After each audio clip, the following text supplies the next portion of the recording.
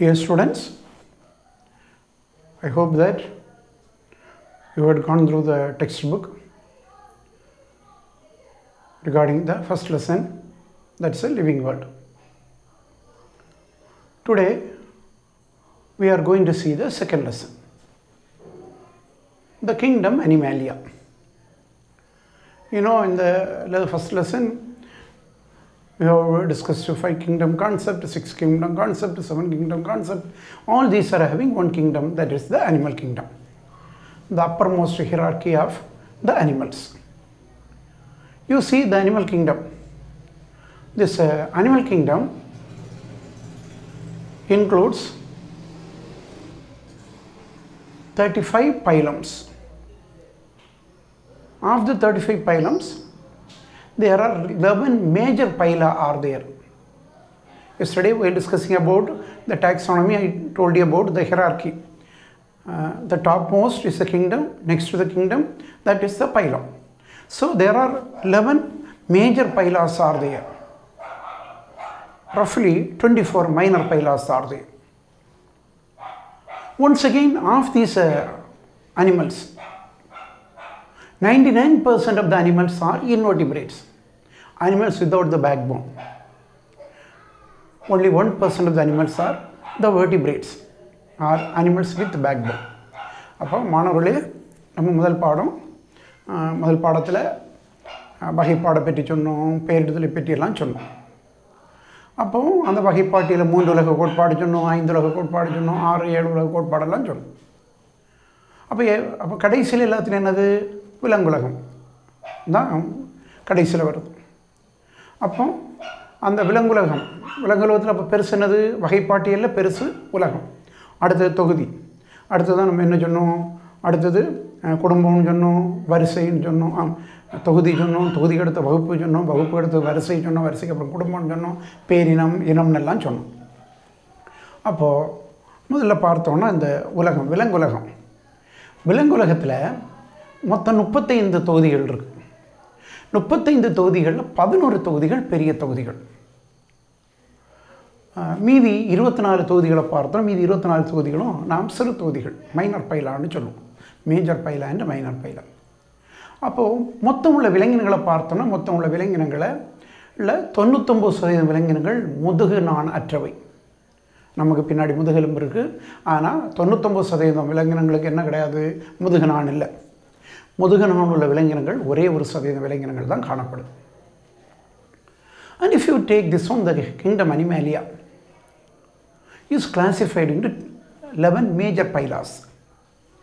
For classifying the animal kingdom into 11 major phylas, we use certain categories, criteria.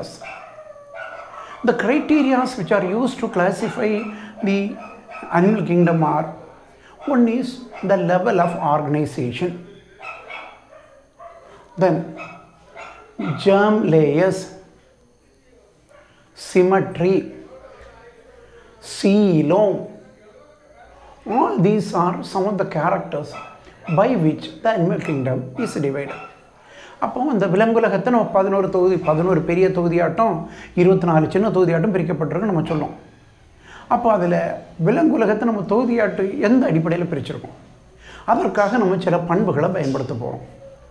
1 அமைப்பு நிலை, 2 செல் அடுக்குகள், 3 சமச்சீர்மை, 4வது உடற்குழி. இப்படி பல பண்புகள் அடிப்படையில் தான் நம்ம விலங்குலகத்தை பிரிக்க போகிறோம். Level of organization. Organization refers to the arrangement. It refers to the arrangement of cells, tissues, organs, or the organ systems.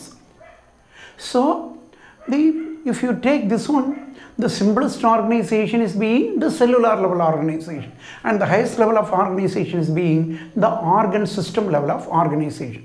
அப்போ முதல்ல அமைப்பு நிலை. ஒரு உயிரிக்க உடலில் செல்கள், திசுக்கள், உறுப்புகள், உறுப்பு மண்டலங்கள் எவ்வாறு அமைந்திருக்கு, இதை தான் நம்ம என்ன சொல்லுவோம்? அமைப்பு நிலைன்னு சொல்லுவோம். அப்போ செல் நிலையில் ஆரம்பித்து உறுப்பு மண்டலம் நிலை, அப்புறம் பல அமைப்பு நிலைகளில் விலங்கினங்களானது காணப்படும். Cellular level of organisation. There are animals which are multicellular. For example, there is a phylum. We are going to see that later. One phylum Porifera is there. Phylum Porifera is a multicellular animal, or the Metazoa, which is the collection, aggregation of cells, group of cells, mass of cells are there. Each and every cell function independently, because all the life activities, starting from respiration, digestion, excretion, reproduction, irritability, all these are the various life activities. All these life activities are carried out by a single cell. Though number of cells are there, each and every cell will function independently. If the cells function independently, then such a level of organization is known as the cellular level of organization. அப்போ முதல்ல செல் நிலை அமைப்பு, அதாவது எல்லா உயிரிகளுக்கும் அடிப்படையாக சில பண்புகள் உண்டு. என்னெல்லாம்? எல்லாமே சுவாசிக்கணும், எல்லாமே உணவு உட்கொள்ளணும், எல்லாமே இடப்பெயர்ச்சி செய்யணும், எல்லாமே கழிவு நீக்கம் செய்யணும், எல்லாமே இனப்பெருக்கம் செய்யணும். அப்போ இதெல்லாமே எல்லா உயிர் உள்ளதுக்கும் அடிப்படை பண்பு தான். அது ஒரு செல் உயிரியாக இருந்தாலும் சரி, பல செல் உயிரியாக இருந்தாலும் சரி. இப்போ நம்ம விலங்குலகன்னு சொல்லக்கூடியது என்னது? பல செல் உயிர்களை பற்றி மட்டும்தான் நம்ம பார்க்க போகிறோம். அப்போ இந்த பல செல் உயிரிகளை எடுத்துக்கிட்டோம்னா முதல்ல செல் நிலை அமைப்பு. பொரிஃபரான்னு சொல்லக்கூடிய துளை உடலிகள்னு சொல்லக்கூடிய ஒரு தொகுதி இருக்குது. இந்த துளை உடலிகள்னு சொல்லக்கூடிய பொரிஃபரா எடுத்துக்கிட்டோம்னா பல செல் உயிர்கள், உடலில் நிறைய செல்கள் இருக்கும். ஆனால் எந்த செல்லும் இன்னொரு செல்லோட தொடர்பு வச்சுருக்காது. அந்தந்த செல் அததுக்கு வேலையை அந்தந்த செல்லை செய்துவிடும். அப்போ அந்தந்த செல்லுக்குள்ள வேலை செய்ததுனால செல்களுக்கு இடையில் எந்த தொடர்பும் இல்லை. இப்படி செல்களுக்கு இடையில் எந்த தொடர்பும் இல்லாமல் இருக்கக்கூடிய இந்த நிலையத்தை நம்ம என்ன சொல்லுவோம்? செல் நிலை அமைப்பு. ஒவ்வொரு செல்லும் அதுக்குள்ள வேலையை செய்துவிடும். The next higher level of organization is the tissue level organization. You know, tissues are the group of cells which are similar in their structure, perform a particular function. So here a collection of cells are there, a mass of cells are there. This mass of cells or the collection of cells, they perform a particular function. For example, for digestion, a group of cells. For excretion, a group of cells. For respiration, a group of cells. For reproduction, a group of cells. Then for irritability, feeling the senses, a group of cells. Like that, for each and every function, a mass of cells, a group of cells are there. These group of cells are organized because they function in a systematic manner. Such a level of organization, we call it as the tissue level organization. For example, if you take the phylum Cnidaria. In the case of phylum Cnidaria, which is multicellular, to carry out each and every function, a group of cells, a mass of cells, a tissue is there. So that is the second level of organization, the tissue level organization. அப்போ பார்த்தோம்னா ரெண்டாவது நிலையானது திசு நிலை அமைப்பு. திசுனா என்னது? ஒரே வேலை செய்யக்கூடிய ஒரே அமைப்பை கொண்ட ஒரு கூட்டம் செல்களை திசுக்கள்னு சொல்லுவோம். அப்போ இந்த ஒரு கூட்டம் செல்கள்னு சொல்லும், ஒரே அமைப்புன்னு சொல்லும், ஒரே வேலைன்னு சொல்லும். அப்போ அந்த கூட்டத்தில் இருக்கக்கூடிய எல்லா செல்களுக்கு என்ன இருக்குது? அவைகளுக்கு இடையில் ஒரு தொடர்பு இருக்குது. அப்போ எல்லாம் சேர்ந்து அந்த குறிப்பிட்ட வேலையை செய்யும். குறிப்பாட்டு உணவு ஊட்டத்துக்குன்னு ஒரு திசு இருக்கும், சுவாசிக்கிறதுக்குன்னு ஒரு திசு இருக்கும், கழிவு நீக்கத்துக்குன்னு ஒரு திசு இருக்கும், இடப்பெயர்ச்சிக்குன்னு ஒரு திசு இருக்கும், இனப்பெருக்கத்துக்குன்னு ஒரு திசு இருக்கும், உணரக்கூடிய தன்மைக்குன்னு ஒரு திசு இருக்கும். அப்போ ஒவ்வொன்றுக்கும் ஒரு திசு இருக்கிறதுனால அப்போ இதை நம்ம என்ன சொல்லுவோம்? திசு நிலை அமைப்புன்னு சொல்லுவோம். அதாவது இப்போ நம்ம நிடேரியான்னு சொல்லக்கூடிய ஒரு தொகுதி இருக்குது, இந்த ஹைட்ரா எல்லாம் வரக்கூடிய தொகுதி. அந்த நிடேரியா தொகுதியை பார்த்தீங்கன்னா நிடேரியா தொகுதியில் என்ன இருக்கும்? திசு நிலை அமைப்பு தான் காணப்படும். The third level of organization is the organ level of organization. Number of tissues together form an organ. So in an organ, number of tissues are there. And each and every tissue will perform its own function. So the third one is the organ level of organization. If you take a phylum, that is the Platyhelminthes. the case of the platyhelminth is to carry out each and every function, there is an organ. That organ will look after that particular function. In turn, that organ will have a number of tissues. So this one is known as the organ level organization. You have to remember one thing, in the organ number of tissues are there, all these tissues function in a coordinated manner. So the organ level of organization. அப்போ மூன்றாவது பார்த்தோன்னா உறுப்பு அமைப்பு நிலை. ஒவ்வொரு வேலையை செய்யறதுக்கும் ஒரு உறுப்பு இருக்கும். இப்போ ஒரு உறுப்பு எடுத்துக்கிட்டோம், உறுப்பில் பல திசுக்கள் இருக்கும். பல திசுக்கள் ஒன்று சேர்ந்து தான் ஒரு உறுப்பு உருவாக்குது. இந்த ஒரு உறுப்பில் இருக்கக்கூடிய எல்லா திசுக்களும் ஒவ்வொரு திசுவும் தனித்தனியாக வேலை செய்யாது. எல்லா திசுவும் ஒரே போல் சேர்ந்து ஒரு கட்டுப்பாட்டு கீழே தான் வேலை செய்யும். அப்போ எல்லா திசுக்களும் ஒரே கட்டுப்பாட்டு கீழே வேலை செய்தனால அந்த குறிப்பிட்ட பணியானது சிறந்த முறையில் செய்யப்படுகின்றது. அப்போ நம்ம இது என்ன சொல்லுவோம், உறுப்பு நிலை அமைப்புன்னு சொல்லுவோம். இது எங்கே இருக்குது, தட்டை புழுக்களில் காணப்படுகின்றது. The next higher level of organization, that means the highest level of organization is a organ system level organization. To carry out each and every function, a number of organs are there. All these organs function in a systematic manner. For example, organ system, human body. We have number of systems. Digestive system, respiratory system, excretory system, skeletal system, circulatory system, nervous system, muscular system, reproductive system, endocrine system, sensory system, like the number of systems are there. Each and every system is having number of organs. For example, if you take the digestive system, mouth is there, buccal cavity is there, esophagus is there, stomach is there, then the small intestine is there, large intestine is there, all these are rectum, anus, all these are there. So number of organs are there. In each organ, number of tissues are there.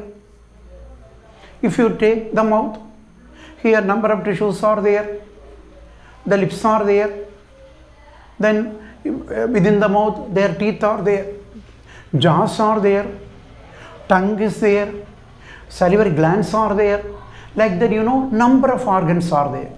All these organs function together in a systematic manner, so that we call it as the organ system level of organization, which is seen in the case of the most developed animals, that is from the phylum Annelida onwards. அப்போ கடைசியாக பார்த்தோன்னா மிக வளர்ச்சி அடைந்தது எதில் சொல்லுவோம், உறுப்பு மண்டல அமைப்பு நிலை. ஒவ்வொரு வேலையை செய்யறதுக்கும் ஒரு மண்டலம் உடலில் இருக்குது. இப்போ உதாரணம், நம்மகிட்ட இருக்கக்கூடிய மனிதனுக்கு உறுப்பு மண்டல அமைப்பு நிலையை தான் மனிதன். நம்முடைய உடலில் செரித்தல் மண்டலம், சுவாச மண்டலம், இரத்த ஓட்ட மண்டலம், தசை மண்டலம், எலும்பு மண்டலம், கழிவுநீக்க மண்டலம், இனப்பெருக்க மண்டலம், நரம்பு மண்டலம், உணர்வுறுப்புகள் மண்டலம், இப்படி நிறைய மண்டலங்கள் நம்முடைய உடலில், நாளமில்லா சுரப்பி மண்டலம், இப்படி நிறைய மண்டலங்கள் நம்முடைய உடலில் இருக்குது. இப்போது ஒவ்வொரு மண்டலத்திலும் பல உறுப்புகள் இருக்குது. இப்போ நம்முடைய உணவு பாதை எடுத்துக்கணும், உணவு மண்டலத்தை எடுத்துக்கணும், என்னெல்லாம் இருக்குது, வாய் இருக்குது, வாய்க்குழி இருக்குது, உணவு குழல் இருக்குது, இறப்பை இருக்குது, சிறுகுடல் இருக்குது, பெருங்குடல் இருக்குது, மலக்குடல் இருக்குது, மலவாய் இருக்குது. ஒவ்வொரு உறுப்புலேயும் நிறைய திசுக்கள் இருக்குது. இப்போ பார்த்தோன்னு வச்சு, அப்போ உறுப்பு மண்டலம் நிறைய உறுப்புகள் இருக்கணும், ஒவ்வொரு உறுப்புலேயும் நிறைய திசுக்கள் இருக்கணும். இப்போ பார்த்தோன்னு வச்சுக்கோமே, வாய் எடுத்துக்கிட்டோம், வாயில் என்னெல்லாம் இருக்குது, மேலுதடு இருக்குது, கீழுதடு இருக்குது, இது ஒவ்வொன்றிலையும் வேறு வேறு திசுக்கள் இருக்குது. அடுத்த வாய்க்குழி எடுத்துக்கிட்டோம்னா வாய்க்குழியில் பற்கள் இருக்குது, தாடைகள் இருக்குது, நாக்கு இருக்குது, ஒம்ளீர் சுரப்பிகள் இருக்கும், மேலே ஒரு மென்னெண்ணெய் இருக்குது, இப்படி என்னெல்லாமோ உறுப்புகள் இருக்குது.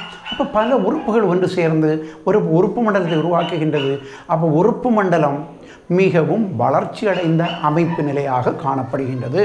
அப்போ அமைப்பு நிலை அடிப்படையில் செல், திசு, உறுப்பு மண்டலம். So based on the organisation, if you take the cellular level organization, tissue level organization, organ level organization, and the organ system level organization. The second one is a germ layers. How many cell layers are there in the animal body? See, based on the germ layers, there are diploblastic animals and the triploblastic animals. Die two. Animals which are having two germ layers are known as the diploblastic animals. If you take the phylum Cnidaria, in the case of the phylum Cnidaria, only two cell layers are there. The outer layer is known as the ectoderm. The inner layer is known as the entoderm. Ectoderm or the epidermis. Entoderm or the endodermis. If you take the hair, skin, nail, then sense organs, sweat glands, all these are formed from the ectoderm. Whereas if you take the alimentary canal, liver, pancreas, number of glands are there, all these are formed from the entoderm. Or if two germ layers are there, such animals are known as the diploblastic animals. That is in the case of phylum Cnidaria, only two germ layers are there, ectoderm and entoderm, so they are the diploblastic animals. அப்போ பார்த்தோம்னா விலங்கினங்களில் ரெண்டே அடுக்கு செல். அப்போ செல் அடுக்கு. ஒரு உயிரினத்தில் எத்தனை செல் அடுக்குகள் இருக்கும்? இந்த செல் அடுக்குகள் அடிப்படையில் உயிரினங்களை நம்ம பிரிக்கும். செல் அடுக்குகள் அடிப்படையில் உயிரினங்களை ரெண்டு வகையாக பிரிக்கும். ஈரடுக்கு உயிரினங்கள் மற்றும் மூவடுக்கு உயிரினங்கள். இப்போ ஈரடுக்கு உயிரினங்களை எடுத்துக்கிட்டோம்னா ஈரடுக்கு உயிரினங்கள் புற அடுக்கு அக அடுக்கு. வெளியில் இருக்கக்கூடியது புறப்படை, உள்ளே இருக்கக்கூடியது அகப்படைன்னு சொல்லுவோம். இப்போது இப்படி ரெண்டு அடுக்குகள் மட்டும் இருந்தால் இவைகள் எல்லாம் என்னது? ஈரடுக்கு உயிரிகள். இப்போ நமக்கு புற அடுக்குன்னு சொல்லக்கூடியது என்னெல்லாம்? தலையில் இருக்கக்கூடிய ரோமம், கையில் இருக்கக்கூடிய நகம், கை காலில் இருக்கக்கூடிய நகம், தோலில் இருக்கக்கூடிய வியர்வை சுரப்பிகள், ஏன் நமக்கு இருக்கக்கூடிய உணர்வுறுப்புகள், கண், இதெல்லாம் பார்த்திங்கன்னா உட்செவி, இதெல்லாமே நமக்கு ஏன் மூளை, இதெல்லாம் நமக்கு எங்கேருந்து தோன்றிச்சு? புற அடுக்குலேருந்து தோன்றிச்சு. அதே போல் நமக்கு அக அடுக்கு இருக்குது. இப்போ அக அடுக்குலேருந்து நமக்கு என்னது?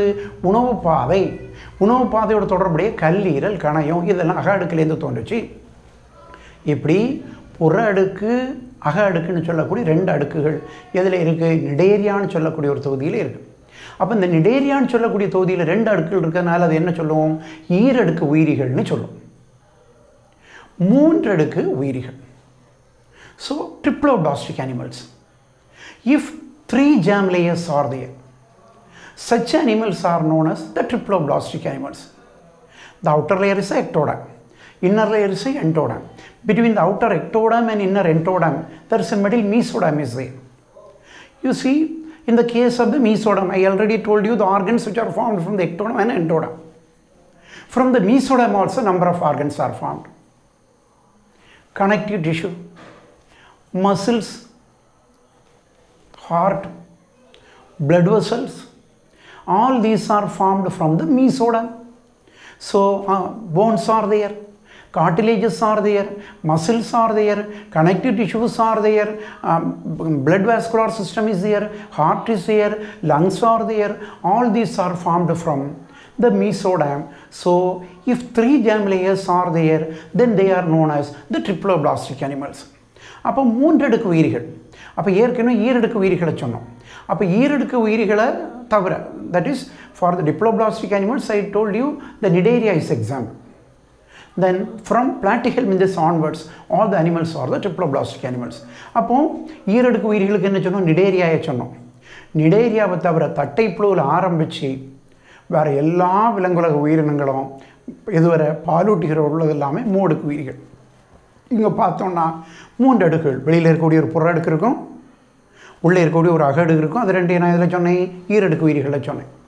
இந்த ரெண்டுக்கு நடுவில் மூன்றாவது ஒரு அடுக்கு இருக்குது. அதை நம்ம என்ன சொல்லுவோம்? நடு அடுக்கு, நடுப்படைன்னு சொல்லுவோம். இந்த நடு அடுக்கு நடுப்படையிலேருந்து நமக்கு நிறைய உறுப்புகள் உருவாகுது.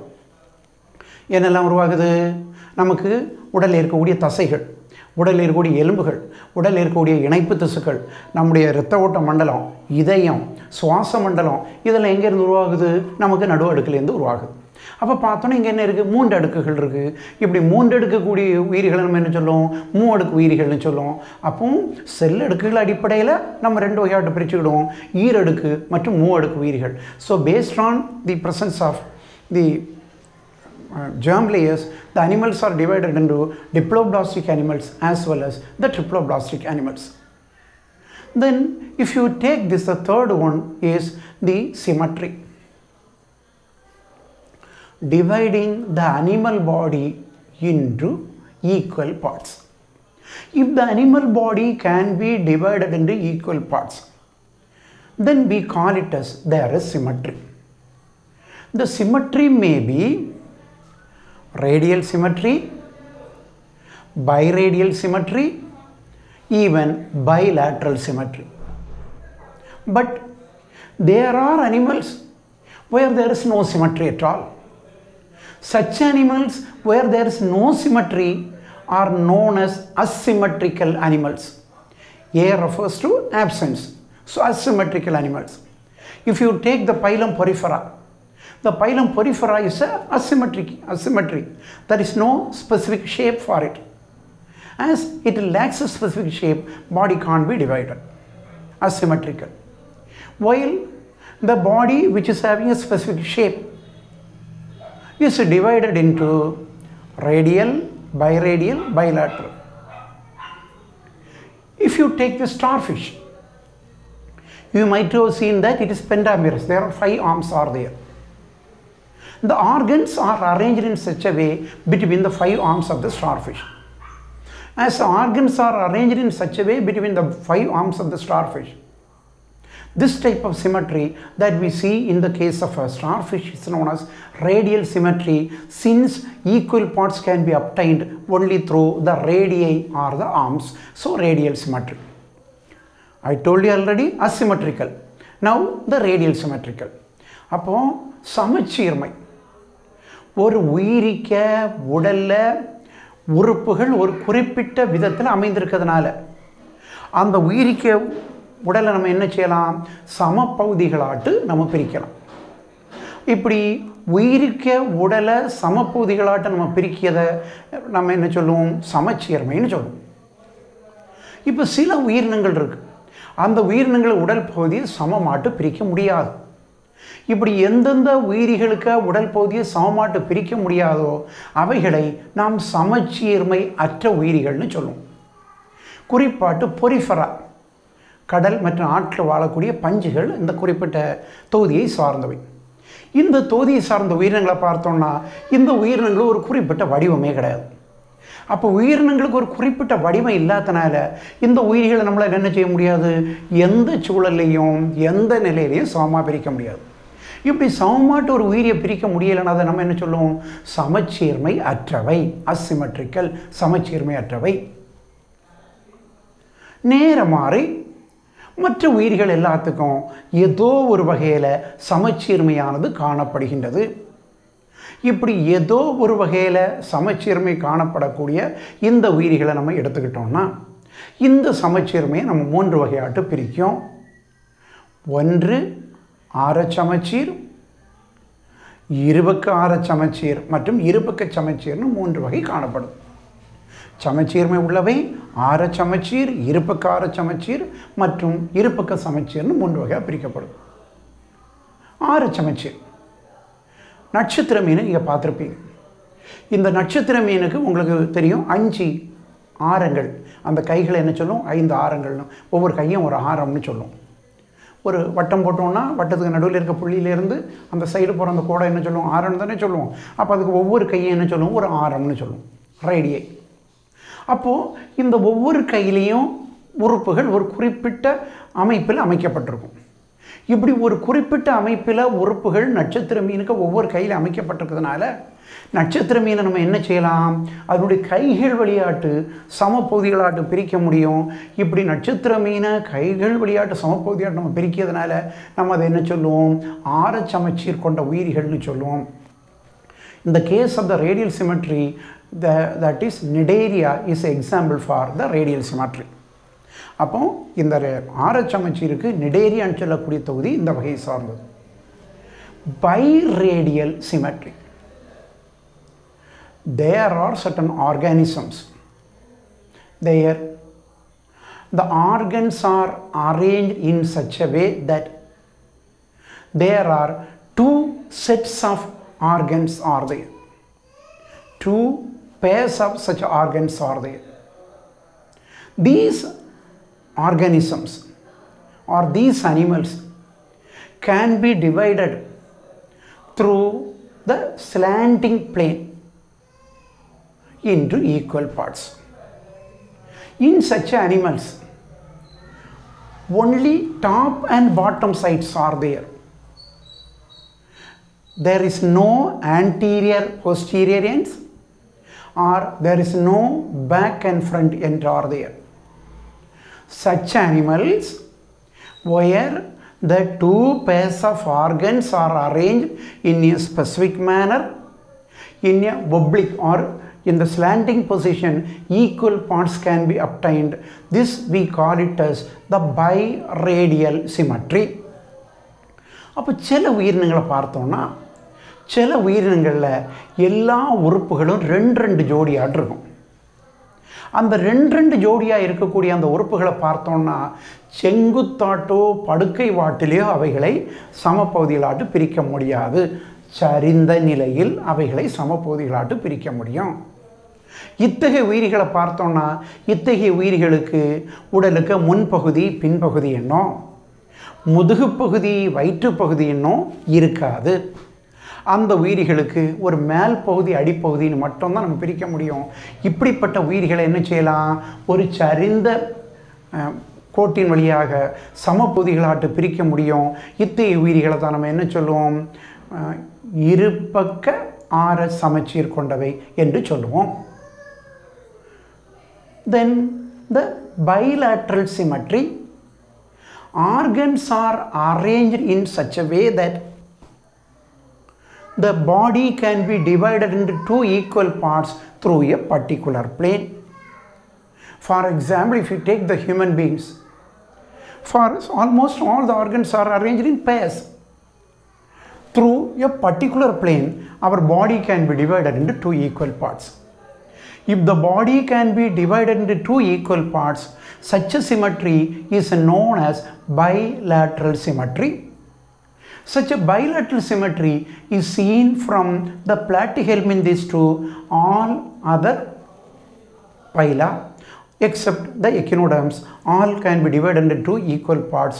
So that is a bilateral symmetry. இருபக்க சமச்சீர். அப்போ இருபக்க சமச்சீரை பார்த்தோம்னா இருபக்க சமச்சீரை பொறுத்தவரையில் உயிரினங்களினுடைய உடல் உறுப்புகள் ஒரு நேர்கோட்டின் இரண்டு புறங்களிலும் சமமாக அமைக்கப்பட்டிருப்பதன் மூலம் அந்த நேர்கோட்டின் வழியாக ஒரு குறிப்பிட்ட இடத்துல மட்டும்தான் அந்த நேர்கோடு, ஒரு நேர்கோட்டின் வழியாக அந்த உயிரிக்க உடலை இரு பகுதிகளாட்டு பிரிக்க முடியும்னா அதைத்தான் நம்ம என்ன சொல்லுவோம், இருபக்க சமச்சீர் கொண்ட உயிரினங்கள்னு சொல்லுவோம். அப்படி ஒரு நேர்கோட்டின் மூலமாக இரண்டு பகுதிகளாட்டு பிரிச்சு உயிரினங்களை பிரிக்கும். அப்போ இருபக்க சமச்சீர் கொண்ட உயிரினங்கள் இது எங்கே ஆரம்பிக்குது, தட்டை புழுக்கள் ஆரம்பித்து பின்னாடி இருக்கக்கூடிய எல்லா தொகுதிகள் சார்ந்த உயிரினங்களும் இது ஒன்றையும் தவிர முற்தோலிகள் தொகுதியை தவிர மீதி எல்லாமே இருபக்க சமச்சீர் கொண்ட உயிரினங்கள். அப்போ சமச்சீருக்கு அடிப்படையில் சமச்சீர்மையற்றவை ஆர சமச்சீர், இருபக்க ஆர சமச்சீர் மற்றும் இருபக்க சமச்சீர்னு சொல்லக்கூடிய வகையாட்டு பிரிக்கும். So based on the symmetry animals are divided into asymmetrical. Even the symmetrical animals may be divided into radial, biradial as well as bilateral symmetry. Coelom. Coelom refers to the body cavity. If you take this one, the case of the coelom, among the diploblastic animals till Cnidaria, only two germ layers are there. In the condition where two germ layers are there, the question of coelom does not arise. Such animals where there is no body cavity, in the case of the diploblastic animals, they are known as coelom is absent. But if you take the platyhelminthes, platyhelminthes is triploblastic. Three germ layers are there, namely ectoderm, mesoderm and entoderm are there. If you take the mesoderm, in the case of the mesoderm is filled with the mesodermal fluid as well as the mesodermal cells. As such, there is no cavity. As there is no cavities there, that such animals are known as the acoelomate animals. அப்போ உடற்குழி, உடலுக்குள்ள ஒரு குழி இருக்கக்கூடிய விலை தான் என்ன சொல்லுவோம், உடற்குழின்னு சொல்லுவோம். அப்போ இந்த உடற்குழியை பார்த்தோம், உடற்குழி சீலம். உடற்குழியை பொறுத்தவரையில் இப்போது நிடேரியான்னு சொல்லக்கூடிய தொகுதி எடுத்துக்கிட்டோம்னா, நிடேரியான்னு சொல்லக்கூடிய தொகுதியில் உடற்குழின்னு ஒன்றே வர்றதுக்கு வாய்ப்பு இல்லை. ஏன்னா அது ஈரடுக்கு உயிர்கள், புற அடுக்கு அக அடுக்கு மட்டும்தான் இருக்குது. அப்போது அந்த நிடேரியாய்க்கு ஈரடுக்கு உயிர்கள் அங்கே உடற்குழி இல்லை. தட்டை புழுக்களை எடுத்துக்கிட்டோம்னா, பிளாட்டிஹெல்மின்தஸ் தொகுதி தட்டை புழுக்களை மூடுக்கு உயிர்கள், புற அடுக்கு அக அடுக்கு, புற அடுக்கு நடு அடுக்கு அக அடுக்குன்னு சொல்லக்கூடிய 3 அடுக்குகள் இருக்குது. நடு அடுக்கு இருக்குது. ஆனால் நடு அடுக்கில் என்ன இருக்குது, மீசோடம் செல்களும் நடு அடுக்கு செல்களும் நடு அடுக்கு செல் திரவமும் இருக்குது. அப்போ அங்கே ஒரு குழின்னு சொல்லக்கூடிய வெற்றிடம் சொல்லக்கூடிய ஒன்று இல்லை. அப்படி இல்லாதனால அதை என்ன சொல்லுவோம், அவை உடற்குழி அற்ற உயிரினங்கள்னு சொல்லுவோம், Platyhelminthes. If you take the Achelminthes, Achelminthes is a triploblasty having ectoderm, mesoderm and endoderm. If you take the mesoderm, in the mesoderm a cavity is there, but the cavity is not found within the mesoderm. As a cavity is not found within the mesoderm, such a cavity is known as a false cavity. The false is otherwise known as a pseudo, P-S-E-U-D-O. So the cavity is known as a pseudo. So in the case of Achelminthes, the cavity is there, that cavity is not derived from the mesoderm, so that is known as the pseudocoelomates, pseudocoelom, and the animals with the pseudocoelom are known as the pseudocoelomates. The Achelminthes is an example. போலி உடற்குழி கொண்டது. அப்போது உருளை புழுக்கள் அல்லது அசெல்மின்தஸ்ன்னு சொல்லக்கூடிய ஒரு தொகுதி இருக்குது. அந்த அசெல்மின்தஸ்ன்னு சொல்லக்கூடிய அந்த தொகுதியை பார்த்தோம்னா, அந்த அசெல்மின்தஸ்ன்னு சொல்லக்கூடிய தொகுதியில் புற அடுக்கு இருக்குது, நடு அடுக்கு இருக்குது, அக அடுக்கு இருக்குது. இந்த நடு அடுக்கில் ஒரு குழி இருக்குது. ஆனால் அந்த குழியானது, உடலுக்குள்ள ஒரு குழி இருக்குது, அந்த குழி நடு அடுக்கிலிருந்து தோன்றியது அல்ல. இவ்வாறு நடு அடுக்கிலிருந்து குழி தோன்றாமல் உடலுக்குள்ள குழி இருக்குன்னா அதை போலியான குழி என்று சொல்லுவோம். அப்போ போலியான உடற்குழி கொண்ட விலங்கினங்கள், அப்போ போலியான உடற்குழி கொண்ட விலங்கினங்களுக்கு நம்ம எடுத்துக்காட்டாட்டி என்ன சொல்லுவோம், இந்த உருளை புழுக்களை சொல்லுவோம், அசெல்மின்தஸை சொல்லுவோம். Then if you take this one in the case of eucoelomates, in the case of the eucoelomates there is a real coelom. You know, the real coelom is a one where ectoderm, mesoderm, endoderm and the cavity is found in the mesoderm, and that cavity is lined with coelomic epithelium or mesodermal cells. If the cavity is lined with the coelomic epithelium or the mesodermal cells, such a cavity is known as the real coelom or the eucoelom. Eu means real coelom. Animals with the real coelom are known as eucoelomate animals. From phylum Annelida to the class Mammalia, all are eucoelomate animals. You know, the coelom in the case of eucoelomate animals are formed in 2 ways. One is deuterocoelomata and another one is the enterocoelomata. If you take this one, deuterocoelomata, in the case of the deuterocoelomata, the mesoderm splits and a cavity is formed between the layers of mesoderm. So if the cavity is formed by the splitting of the mesoderm, then it is known as deuterocoelomates. Another one is the enterocoelomates. The coelom is formed from the pouches within the mesoderm. If the coelom is formed within the pouches of the mesoderm, then it is known as the enterocoelomate. அப்போ மூன்றாவது பார்த்தோம்னா உண்மையான உடற்குழி உடையவை. அப்போ உண்மையான உடற்குழி பார்த்தோம்னா 3 அடுக்கு இருக்கும், புற அடுக்கு, நடு அடுக்கு, அக அடுக்கு. அந்த நடு அடுக்கு உள்ளாடி ஒரு குழி இருந்ததுன்னா அதுதான் என்ன சொல்லுவோம், உடற்குழின்னு சொல்லுவோம். அது மட்டும் இல்லை, இந்த உடற்குழியை சுற்றி என்ன இருக்கணும், உடற்குழி எப்பித்தீலியம் அல்லது சீலோமிக் எப்பித்தீலியம் சொல்லக்கூடிய செல் அடுக்கு இருக்கணும். இப்படி உடற்குழி எப்பித்தீலியம் இல்லை சீலோமிக் எப்பித்தீலியம் இருந்ததுன்னா தான் அது உண்மையான உடற்குழின்னு சொல்லுவோம். அப்போ உண்மையான உடற்குழி கொண்ட உயிரினங்கள்னு சொல்லுவோம். இந்த உண்மையான உடற்குழி ரெண்டு விதத்தில் உருவாகலாம். ஒன்று டியூட்ரோசீலோம், இன்னொன்று என்ட்ரோசீலோம். இந்த சீலோம் எப்படி உருவாகுது அந்த அடிப்படையில் தான் அதை டியூட்ரோசீலோம்னு என்ட்ரோசீலோம்னு பிரிக்கும். உதாரணமாக டியூட்ரோசீலோமேட்ஸ், அந்த டியூட்ரோசீலோமேட்ஸ் அடுத்து என்ன சொல்லக்கூடியது என்னது, நடு அடுக்கு ரெண்டாக பிரியுது. நடு அடுக்கு ஒரு பகுதி புற அடுக்கோடு இருக்கும், ஒரு அடுக்கு அக அடுக்கோடு இருக்கும். இப்படி நடு அடுக்கு ரெண்டாக பிரிஞ்சு ஒரு உடற்குழி உருவாச்சு, அது என்ன சொல்லும், டியூட்ரோசீலோமேட்டுகள்னு சொல்லும். மாறாக என்ட்ரோசீலோமேட்டுகள், என்ட்ரோசீலோமேட்ரு எப்படி சொல்லும், நடு அடுக்கில் ஆங்காங்கே சில குழிகள் தோன்றுது.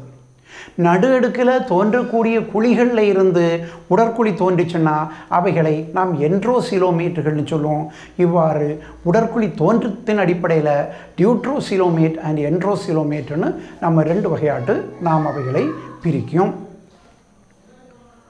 அப்போது உடற்குழிக்கு அடிப்படையில் உடற்குழியற்றவை, போலி உடற்குழியுடையவை, உண்மையான உடற்குழியுடையவை, டியூட்ரோசீலோமேட்டனும் என்ட்ரோசீலோமேட்டனும் உண்மையான உடற்குழியுடையதை பிரிக்கிறோம்.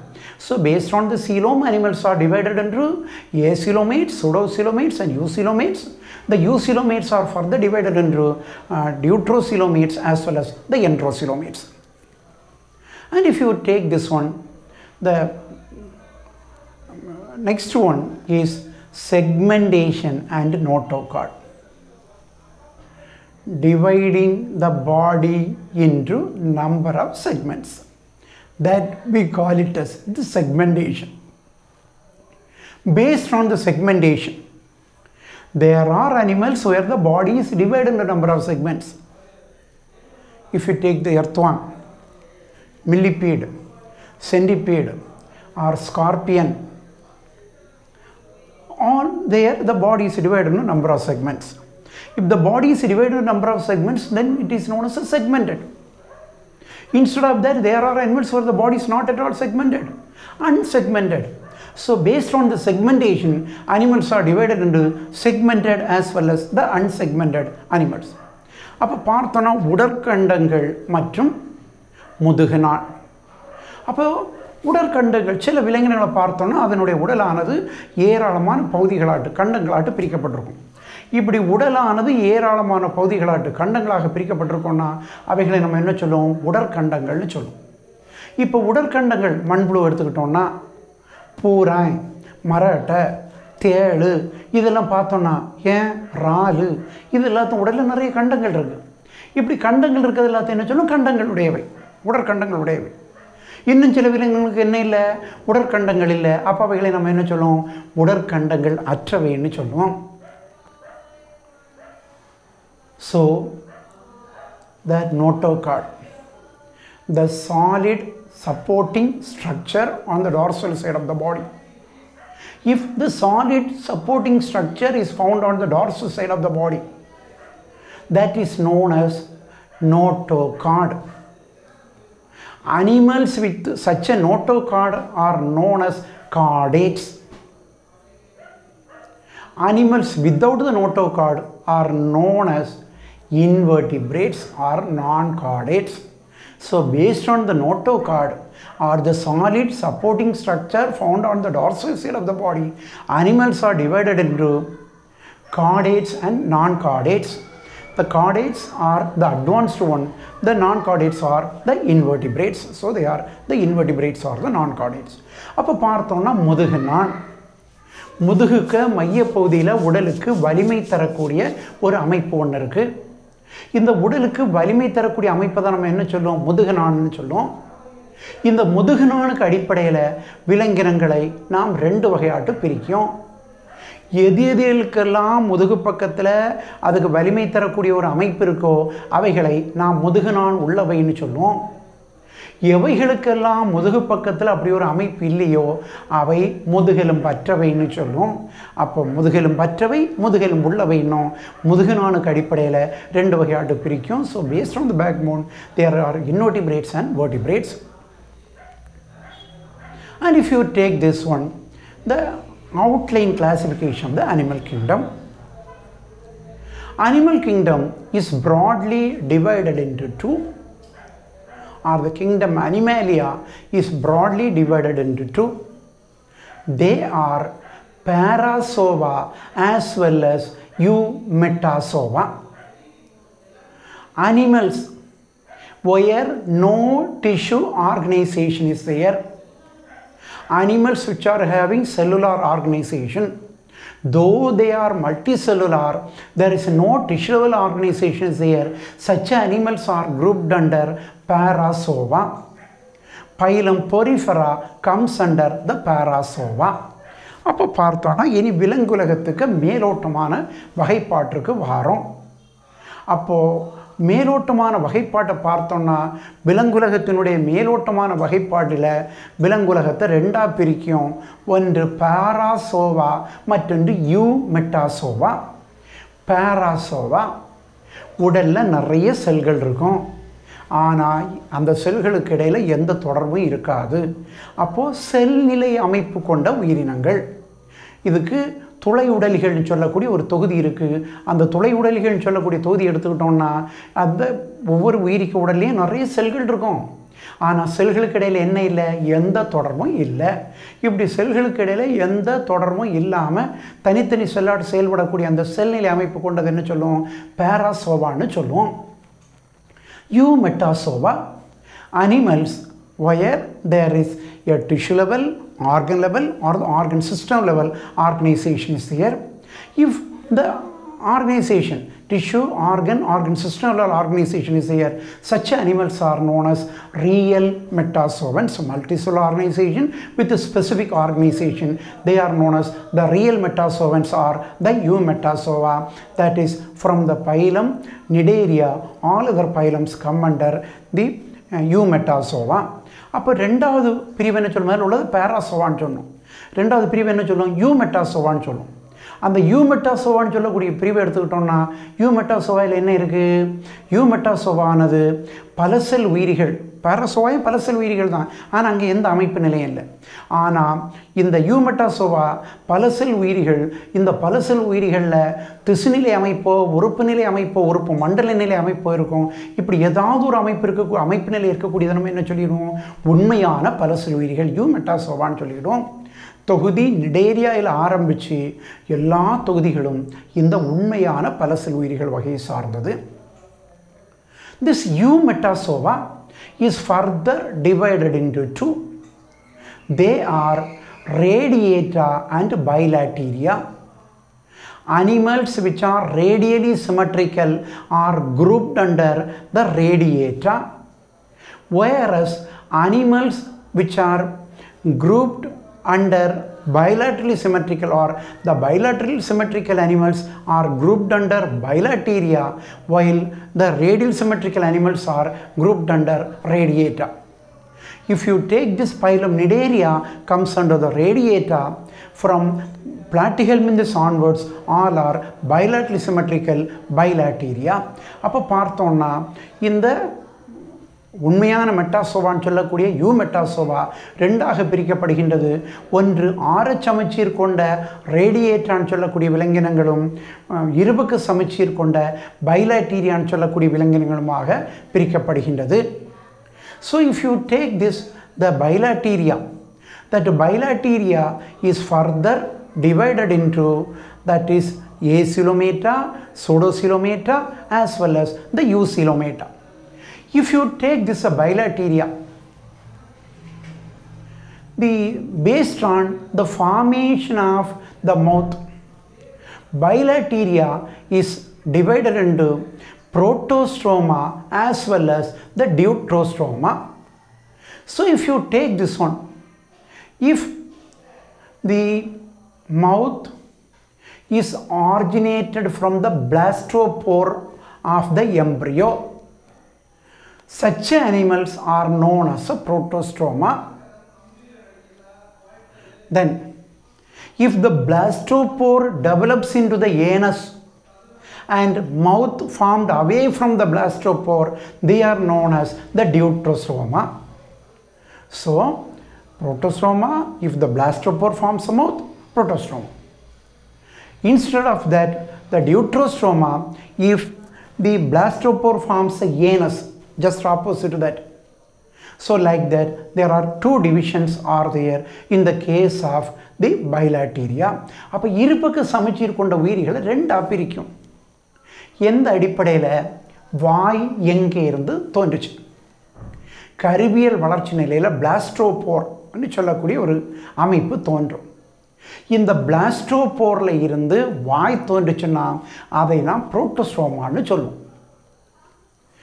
அதுக்கு நேர் ஆப்போசிட், கருவியல் வளர்ச்சியில் இருக்கக்கூடிய பிளாஸ்டோபோரில் இருந்து ஏனஸ் மலவாய் தோன்றி அதில் இருந்து இன்னொரு இடத்துல வாய் தோன்றிச்சுன்னா அதை டியூட்ரோஸ்டோமான்னு சொல்லுவோம். இந்த அடிப்படையில் வாய் கருவியல் வளர்ச்சியில் வாய் தோற்றத்தினுடைய அடிப்படையில் இந்த பைலாட்டீரியான்னு சொல்லக்கூடிய இருபக்க சமச்சீர் உயிரினங்களை நம்ம ரெண்டு வகையாட்டு பிரிக்கும். Now actually we are coming to the phylums. Phylum Porifera. These are multicellular animals. No cell layers are there. Then they are irregular in their shape. Body has numerous pores. The pores of the body are known as ostia. The water enters through the ostia and it comes out through the osculum. The flow of water within the body of the sponges together creates a canal system. And if you take this one, there are chitinous spines or spicules are there. The spines or the spicules are formed of either spongin or formed of calcium. Then everything takes place through the body surface. Generally, asexual reproduction takes place by fragmentation or gemmule formation. Rarely, sexual reproduction takes place. Then, in the case of the sexual reproduction, parenchyma and amphiblastula larvae are there. The example are ascon, cycon, leucon, etc. So, the porifera, these are the sponges. The sponges which are seen in the marine as well as the freshwater. Majority are marine, few are freshwater. Multicellular, but no tissue level organization is there. Body has numerous pores known as ostia. Through the ostia, water enters inside. The water comes out through osculum. Here, if you take this one, the circulation of water within the body creates a system known as the canal system. If you take this one, these are socci, remain attached to a particular place. Everything takes place, circulation, respiration, everything takes place to the body surface. Irregular shaped. Body wall has numerous spines known as spicules. The spines or the spicules are formed of spongin or it is formed of calcium. Generally, asexual reproduction by fragmentation or gemmule formation. Rarely, sexual reproduction takes place. Parenchyma and amphiblastula are the larval forms. Spongilla, Euspongiae are the examples for the phylum Porifera. அப்போ முதலாவது தொகுதி நம்ம என்ன சொல்லுவோம்? விலங்குலத்தை நம்ம தொகுதிகளாக பிரிக்க போகிறோம். அப்போ முதலாவது தொகுதி நம்ம என்ன சொல்லுவோம்? பெரிஃபெரா, துளை உடலிகள், பல செல் உயிரிகள், ஒழுங்கற்ற வடிவத்தை கொண்டவை, ஒரு இடத்தில் நிலையாக வாழக்கூடியவை, கடல் நீரிலோ நன்னீரிலோ வாழக்கூடியவை. அப்போ பல செல் உயிரிகள் ஒழுங்கற்ற வடிவத்தை கொண்டவை, கடல் நீரிலோ நன்னீரிலோ வாழக்கூடியவை. இவைகள் திசுநிலை அமைப்பானது இல்லை. உடல் முழுவதும் ஏராளமான துளைகள் காணப்படும். இத்தகைய துளைகள் ஆஸ்டியாக்கள் என்று அழைக்கப்படுகின்றது. துளைகள் வழியாக உள்ளே செல்லக்கூடிய தண்ணீர் ஆஸ்குலம் என்று சொல்லக்கூடிய துளை வழியாக வெளியேறும். இவைகளுக்குள்ளே ஒரு கால்வாய் மண்டலம் ஒன்று காணப்படும். அப்போ உடல் முழுவதும் துளைகள் காணப்படுது. துளைகள் ஆஸ்டியான்னு சொல்லும். இந்த துளைகள் வழியாட்டு தண்ணீர் உள்ளே போகுது. உள்ளே போகக்கூடிய தண்ணீர் ஆஸ்குலம் சொல்லக்கூடிய துளை வழியாட்டு வெளியே வருது. இங்கே பார்த்தோன்னா உடலுக்குள்ள ஒரு தண்ணீர் சுழலக்கூடிய ஒரு மண்டலம் காணப்படுகின்றது. இதை நாம் என்ன சொல்லுவோம்? கால்வாய் மண்டலம்னு சொல்லுவோம்.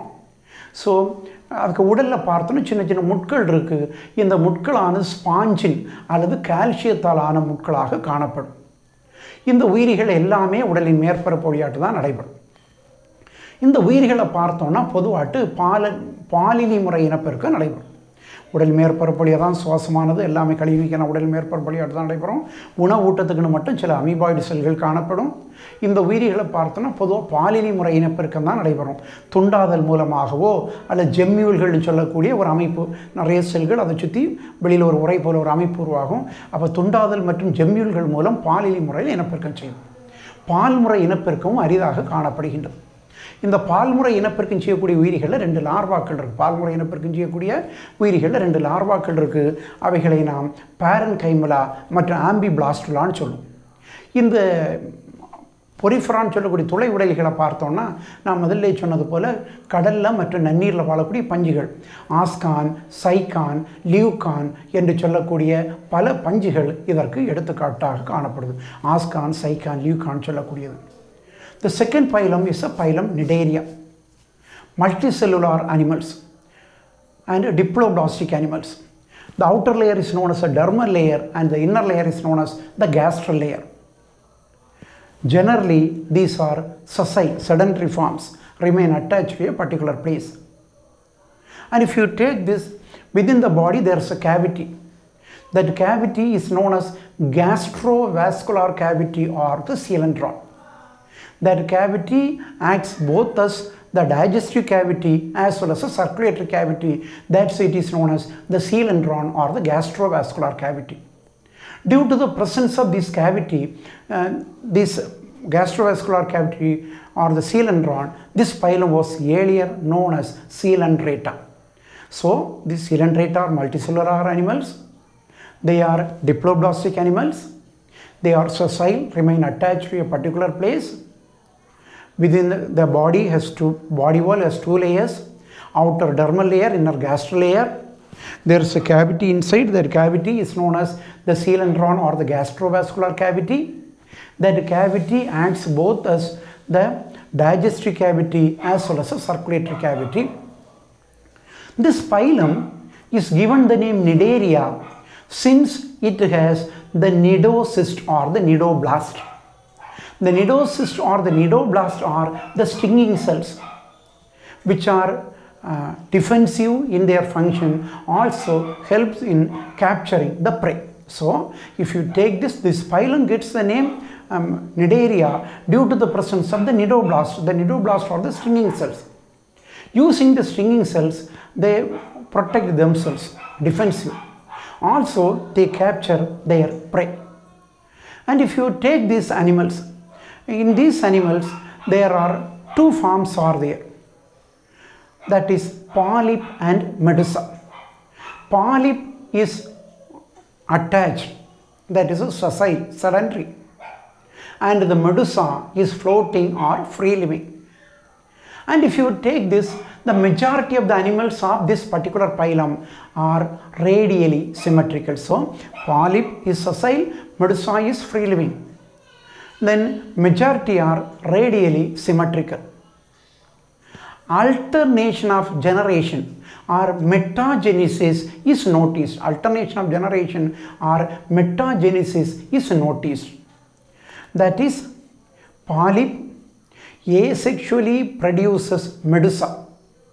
Medusa sexually produces polyp. So, alternation of generation, one generation is polyp and next generation is medusa. So, like that the 2 generations are there. If 2 generations are there, that we call it as the alternation of generation. The alternative generation is otherwise known as the metagenesis. Polyp asexually reproduces medusa and the medusa sexually produces polyp. So, both asexual as well as the sexual reproduction take place. There are certain animals which form the coral reefs. The calcium endoskeleton is formed, that we call it as the coral reefs.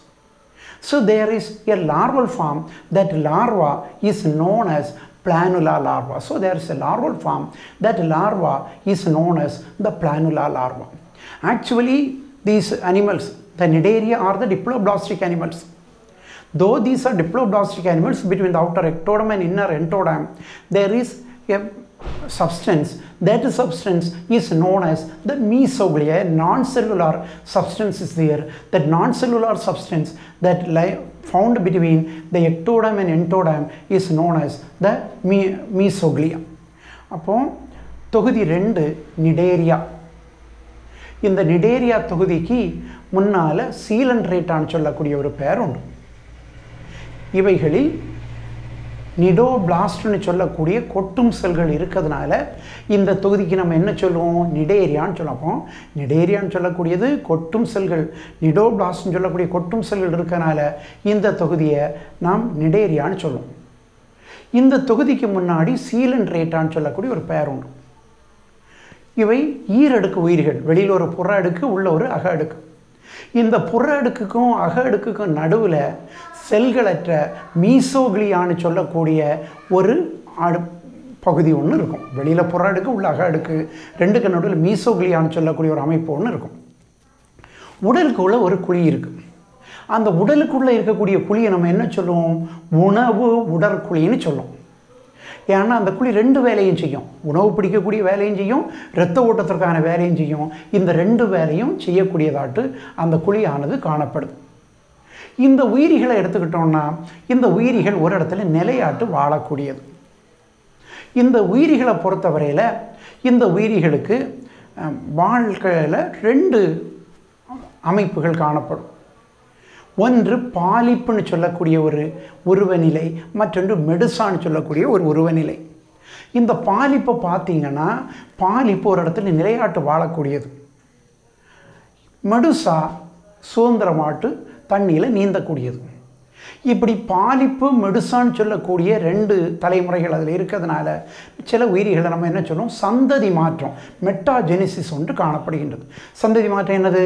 Polyp பாலிலி முறையில் மெடுசாயை உருவாக்கும். அந்த Medusa பால் முறையில் என்னத்தை உருவாக்கும்? பாலிப்பை உருவாக்கும். இப்படி 2 தலைமுறைகள் இருக்கனால சந்ததி மாற்றம் இந்த தொகுதியில் காணப்படுது. இந்த தொகுதியை சார்ந்த உயிரிகள் ஆரச்சமச்சீர் கொண்ட உயிரிகள். எல்லாம் ஆரச்சமச்சீரில் சில உயிரிகள் மட்டும் ஆரச்சமச்சீர் கொண்ட உயிரிகளாட்டு காணப்படும். பாலிலி மற்றும் பால்முறை இனப்பெருக்கம் இருக்குது. இந்த தொகுதியை சார்ந்த சில உயிரிகள் என்ன செய்யும்? உள்ள கால்சியத்தாலான சுண்ணாம்பு பாறைகளை உருவாக்கும். கோரல் ரீஃப்ஸ், பவளப்பாறைகளை உருவாக்கக்கூடிய தன்மை கொண்டதாட்டு இந்த நிடேரியாவை சார்ந்த சில உயிரிகளுக்கு அந்த பண்பு உண்டு. இவைகளுக்கு ஒரு லார்வா உண்டு. அந்த லார்வா நம்ம என்ன சொல்லுவோம்? பிளானுலா லார்வான்னு சொல்லுவோம். இவைகளுக்கு ஒரு இளம்புயிரி நிலை உண்டு. அந்த இளம்புயிரிக்கு பேர் என்னது? பிளானுலா லார்வான்னு சொல்லுவோம். Then hydra, sea anemone are the example for this particular phylum. Hydra, sea anemone, obelia are the examples of this particular phylum. அப்போ இந்த தொகுதிக்கு என்னது? ஹைட்ராயை சொல்லலாம், சி அனிமோன் சொல்லக்கூடிய உயிரியை சொல்லலாம், கடல் தாமரை, மற்றும் ஆரிலியான்னு சொல்லக்கூடிய உயிரி. இதெல்லாமே இந்த தொகுதி நிடேரியாவிற்கு எடுத்துக்காட்டு. The third phylum is a Ctenophora. The Ctenophora earlier was a minor phylum. Now it is regarded as a phylum. It is also diploblastic, ectoderm and entoderm. Between the ectoderm and entoderm, a substance is there. That substance is having muscle cells, nerve cells, etc. So this Ctenophora is slightly developed than that of the Nidaria. Once again, there are 8 discs are there. The 8 plates are there. The 8 plates are there. So these 8 plates seen on the body wall, that we call it as a comb plates. The comb plates of this Ctenophora differentiate it from the Nidaria. They are free living, swim freely in water. And if you take this one, both asexual as well as the sexual reproduction takes place. So if you take this one, the Ctenophora diploblastic, but between the ectoderm and entoderm the substance is there, which is numerous cells, like the muscle cells are there, nerve cells are there. There are 8 comb plates are there. The 8 comb plates are the specific feature of this particular phylum. As the comb plates are there and they are free living, they are otherwise known as a comb jellies. So sexual reproduction generally takes place. The example is the Pleurobrancia. அப்போ பார்த்தோம்னா மூன்றாவது உள்ளது Ctenophora. இந்த டீனோபோரா பார்த்தீங்கன்னா அது ஆரம்ப காலத்தில் அது ஒரு தொகுதியின் உள்ளது, இடம் அதற்கு கொடுக்கப்படவில்லை. இப்போ அது தொகுதியாக கணக்கிடப்படுகின்றது. பல செல் உயிரி, ஈரடுக்கு உயிரி. அந்த பல செல் ஈரடுக்கு உயிரியாக இருந்தாலும் இந்த உயிரிகளை பார்த்தோன்னா இந்த புற அடுக்கு மற்றும் அக அடுக்கு நடுவில் இருக்கக்கூடிய அந்த பொருள் மீசோகுலியாய் போல் ஒரு பொருள் இருக்குது. ஆனால் இதில் வளர்ச்சி அடைந்த தசை செல்கள், நரம்பு செல்கள் எல்லாமே இருக்கும். இதுக்கு உடலுக்கு மேலே 8 வரிசையான அமைப்புகள் இருக்கும். இந்த 8 வரிசையான அமைப்புகள் அதை நம்ம என்ன சொல்லுவோம், கோம்பு பிளேட்ஸ்ன்னு சொல்லுவோம். இந்த 8 கொம்புகள் போல உள்ள அமைப்புகள் அதில் இருக்கிறதுனால இதுக்கு இன்னொரு பேர் என்னது, கோம் ஜெல்லி மீன்களும் இவற்றை நாம் சொல்லுவோம். இவைகளும் என்னதான், ரேடியல் சிமெட்ரிக்கல். இப்போ இவை ஆர சமச்சீர் கொண்ட உயிரினங்கள் தான். கடலில் சுதந்திரமாட்டு கடலில் வாழக்கூடியது, கடலில் சுதந்திரமாட்டு வாழக்கூடியது. இவைகள் பால்முறை இனப்பெருக்கம் செய்யக்கூடியதாட்டு காணப்படும். இதுக்கு எடுத்துக்காட்டு நம்ம என்ன சொல்லுவோம், ப்ளூரோபிராங்கியான்னு சொல்லக்கூடிய ஒரு உயிரி, கடல் வாழ் உயிரி உண்டு, ப்ளூரோபிராங்கியான்னு சொல்லக்கூடியது. கிட்டத்தட்ட நிடேரியா ஒத்து தான் இருக்கும். ஆனால் நிடேரியாவில் என்ன இருக்கும், நிடோபிளாஸ்ட்னு சொல்லக்கூடிய கொட்டும் செல்கள் இருக்கும். அதுக்கு பதிலாட்டு இங்கே கொட்டும் செல்கள் இருக்காது, உணவை சேகரிப்பதற்கான செல்கள், cells to capture the prey என்ன இருக்கும், இவைகளில் காணப்படுகின்றது. இதில் டீனோபோராயில். The fourth phylum is a Platyhelminthes, which include the flatworms. Body is a dorso-ventrally flattened. Multicellular triploblastic animals. These are acoelomates. Coelom is absent. Slight cephalization is found in these animals. Some of the animals show pseudo-segmentation. Parasitic adaptations such as hooks and suckers are well developed. Body is covered with a layer of cuticle. The body is covered with a layer of cuticle. Then if you take these worms, there is a mouth but no anus. There is a mouth, there is no anus. In majority of the form, the mouth, muscular sucking pharynx, intestine is there, while the anus is absent. They are anaerobic, they have anaerobic respiration.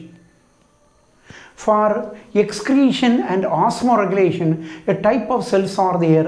These cells are known as the flame cells. A type of cells are there for excretion and osmoregulation. These cells are known as the flame cells.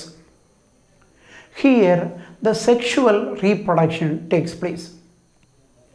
Oviparous, they lay eggs. Oviparous. Some of them are ovoviviparous.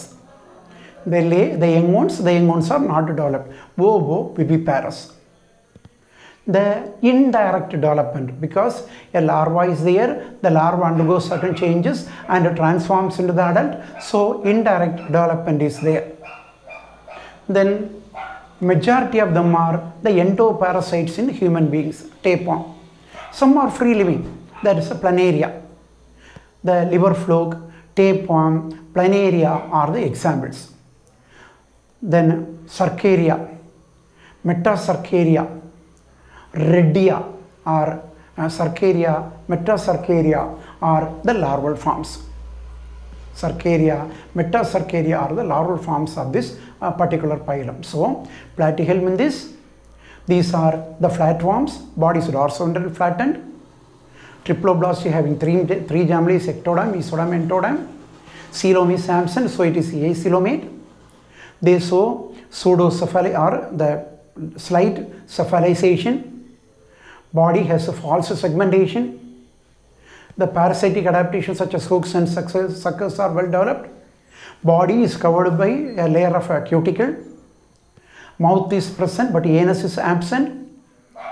Anaerobic respiration takes place. For respiration and osmoregulation, there are flame cells. Majority of them are endoparasites in human beings. Tapeworm, liver fluke, some are free living planaria. All these animals show remarkable power of regeneration, especially planaria. The indirect development is here.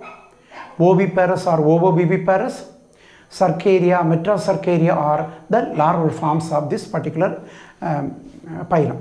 அப்போ தட்டை புழுக்கள். அப்போ தட்டை புழுக்களை பார்த்தோன்னா உடல் மேலிருந்து கீழ் நோக்கி தட்டையாக இருக்கிறதுனால என்ன சொல்லும்? தட்டை புழுக்கள்னு சொல்லும். இவையெல்லாம் பல செல் உயிரிகள், மூவடுக்கு உயிரிகள். உடற்குழி இல்லை.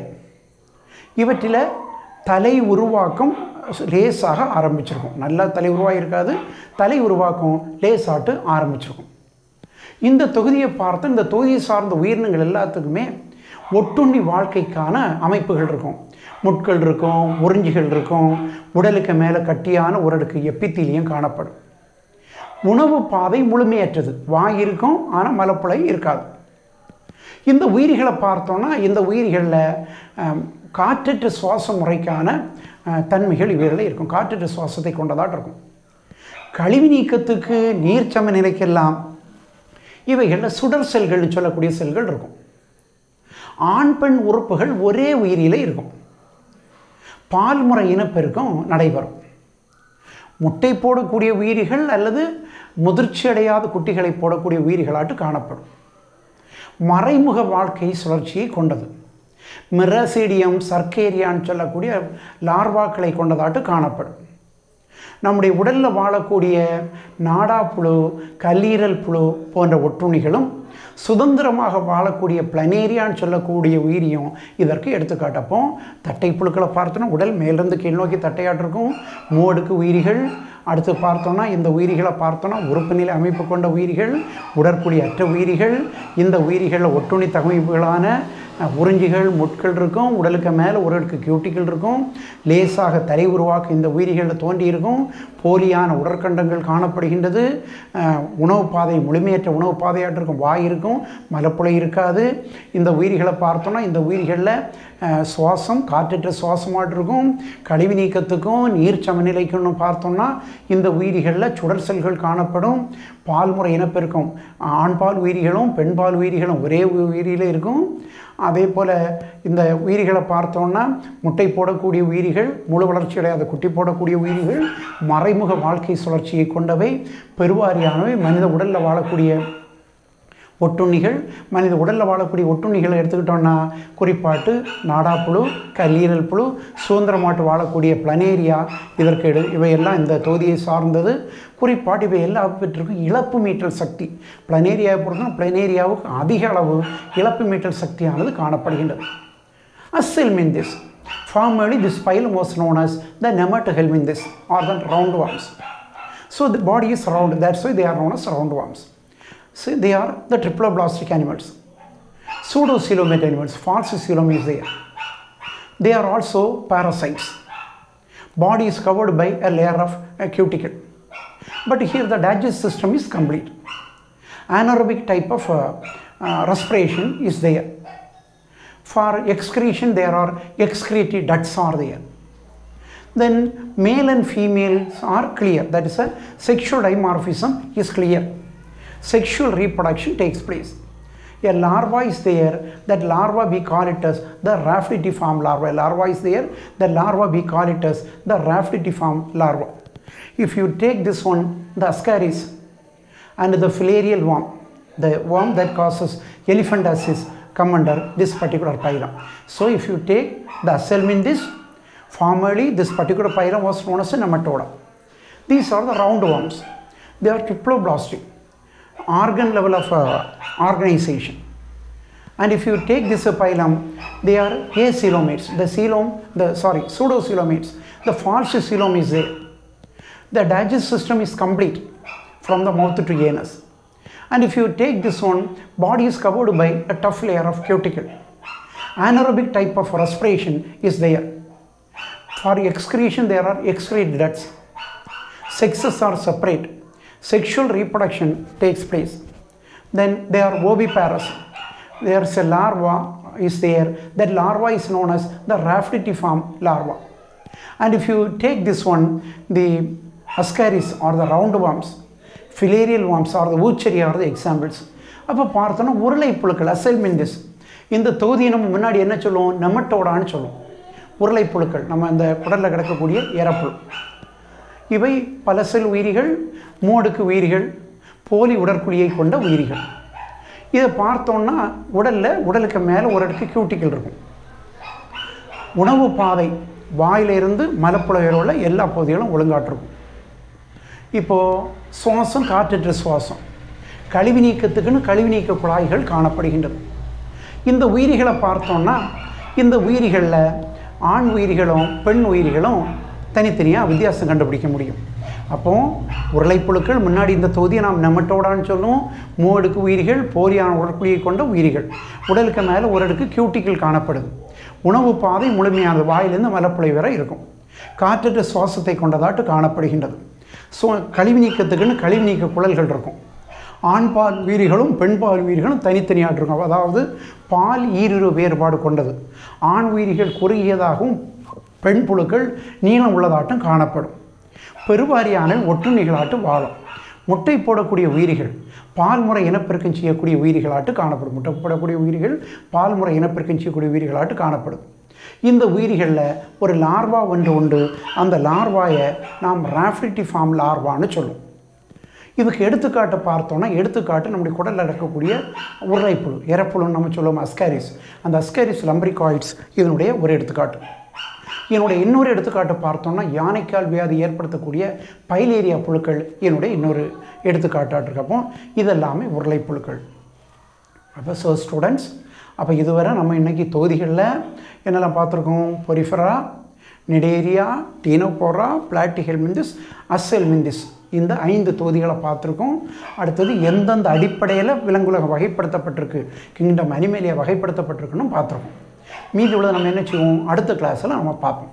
So dear students, so far in the kingdom of Animalia we have discussed how the kingdom Animalia is classified. Even we have seen 5 phylums: Porifera, then Cnidaria, Ctenophora, Platyhelminthes and Ascelminthes. Please go through the textbook and study all this in detail. The rest we will see in the next class.